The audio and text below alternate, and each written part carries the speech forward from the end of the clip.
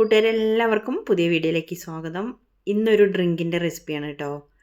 എല്ലാവരുടെ വീട്ടിലും അത്യാവശ്യമായിട്ട് ഉണ്ടായിരിക്കേണ്ട ഒരു സാധനം വെച്ചിട്ടാണിത്.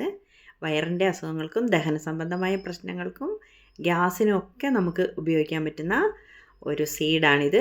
എല്ലാവർക്കും അറിയാവുന്ന അയമോദകം അല്ലെങ്കിൽ അജ്മൻ സീഡ് എന്നറിയപ്പെടുന്ന അയമോദകം സത്താണിത്. സത്തായിട്ടും ഇങ്ങനെ സീഡായിട്ടും ഒക്കെ നമുക്ക് വാങ്ങിക്കാൻ കിട്ടും കേട്ടോ. ഇത് കണ്ടില്ലേ, ജീരകത്തിൻ്റെയൊക്കെ മാതിരിയുള്ള ഒരു സീഡാണിത്. ഇത് നമുക്ക് വയറിലെന്തെങ്കിലും പ്രശ്നങ്ങളൊക്കെ ഉണ്ട്, ചെറിയ അത്യാവശ്യമായിട്ടുള്ള പ്രശ്നങ്ങളൊക്കെ ഉണ്ടെങ്കിൽ കേട്ടോ, ഒന്ന് നിങ്ങളിതിൻ്റെ ഗുണങ്ങളൊക്കെ ഒന്ന് ഗൂഗിൾ ചെയ്ത് നോക്കണേ. ഞാൻ പറയുന്നതല്ല, നമ്മൾ ഉപയോഗിച്ചും അനുഭവം കൊണ്ടും കേട്ടറിഞ്ഞുകൊണ്ടും ഒക്കെ ചെയ്തിട്ടുള്ളതാണ്. അതുകൊണ്ടാണ് ഇത് നിങ്ങളെ കൂടി കാണിക്കുന്നത്. ഇത് ഉണ്ടാക്കുന്നത് 2 രീതിയിൽ ഉണ്ടാക്കാം കേട്ടോ. അതാണിത്. അതിലാദ്യത്തെ രീതിയാണ്, തലേദിവസം 1 ടീസ്പൂൺ അയമോദകം വെള്ളത്തിലിട്ട് വെച്ചു. അത് നന്നായിട്ടൊന്ന് കുതിർന്ന് വന്നപ്പോൾ ഇതേപോലെ കട്ടൻ ചായയുടെ ഒരു കളർ വന്നിട്ടുണ്ട്, കണ്ടില്ലേ? ഇതേപോലെ. ഇത് ഡയറക്റ്റായിട്ട് നമുക്ക് ചവച്ച് കഴിക്കാമെന്ന് പറയുന്നുണ്ട് കേട്ടോ. ഇഷ്ടമുള്ളവർക്ക് അങ്ങനെയൊക്കെ ചെയ്യാം. ജീരകം നമ്മൾ ചവച്ച് കഴിക്കാറില്ലേ, അതേപോലെ തന്നെ. പക്ഷേ വെള്ളമായിട്ടൊക്കെ കുടിക്കുമ്പം അതിൻ്റെ സത്ത് കംപ്ലീറ്റ് ആയിട്ട് കിട്ടുന്നുണ്ട്. അതുകൊണ്ടാണ് ഈ 2 രീതി ഞാൻ നിങ്ങളെ ഒന്ന് കാണിച്ചു തരാമെന്ന് വിചാരിച്ചത് കേട്ടോ. ഇനി കുതിർത്ത് വെച്ചിട്ടുള്ള ആ വെള്ളമല്ലേ, അതിലേക്ക് അല്പം കൂടി വെള്ളം ചേർത്തു.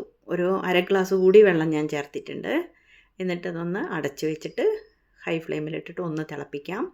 എന്നിട്ട് മീഡിയം ഫ്ലെയിമിലിട്ടിട്ട് ഒരല്പം നേരം ആ സത്തൊക്കെ ഇറങ്ങി വരട്ടെ. ഒരു കട്ടൻ ചായയുടെ കളറൊക്കെ ആയിട്ട് വന്നിട്ടുണ്ട് ഇപ്പോൾ തന്നെ. മാക്സിമം അതിലുള്ള സത്തെല്ലാം ഇറങ്ങി വന്നിട്ടുണ്ട്. അതാ കണ്ടില്ലേ?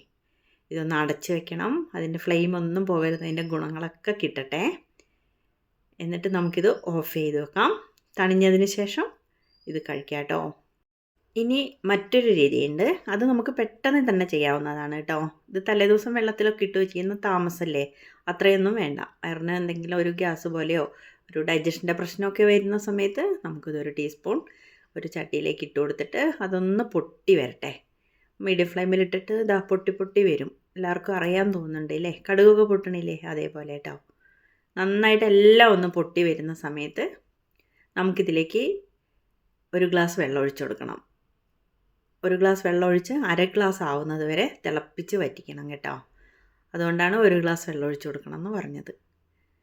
കൂടുതൽ ഇടുകയെന്ന് വെച്ചാൽ അതിനിരട്ടി വെള്ളം ഒഴിച്ചു കൊടുക്കണം. എന്നിട്ട് അതിൽ സത്തെല്ലാം ഇറങ്ങി വരണം. വെള്ളത്തിലേക്ക് അലിഞ്ഞ് അത് വറ്റി കുറുകി വരുമ്പോഴാണ് നമുക്കത് കഴിക്കേണ്ടത്. അപ്പോഴാണ് അതിൻ്റെ നല്ല ഗുണങ്ങളെല്ലാം കിട്ടുക.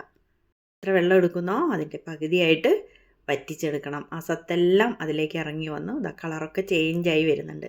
ഒന്ന് അടച്ചു വെക്കണം കേട്ടോ. അതിൻ്റെ വേപ്പറായതൊന്നും പോകണ്ട.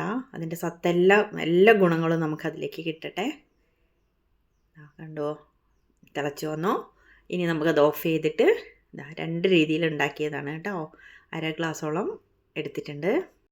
അപ്പോൾ കട്ടൻ ചായയുടെ കളർ തന്നെയാണ് ഇല്ലേ. വെള്ളത്തിലിട്ട് കുതിർത്തതിന് അത്ര കടുപ്പം വന്നില്ല. നമ്മൾ ചട്ടിയിലിട്ട് പൊട്ടിച്ച് തിളപ്പിച്ചതിന് നല്ല ഡാർക്ക് കളറായിട്ട് വന്നിട്ടുണ്ട്.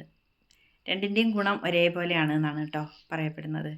അത് ചട്ടിയിലിട്ട് വറുത്തപ്പോൾ ഉള്ള സ്ട്രോങ്ങിൻ്റെയാണ്. എല്ലാവരുടെ അഭിപ്രായം പറയണം. വീണ്ടും നമുക്ക് മറ്റൊരു വീഡിയോയുമായി കാണാം കേട്ടോ.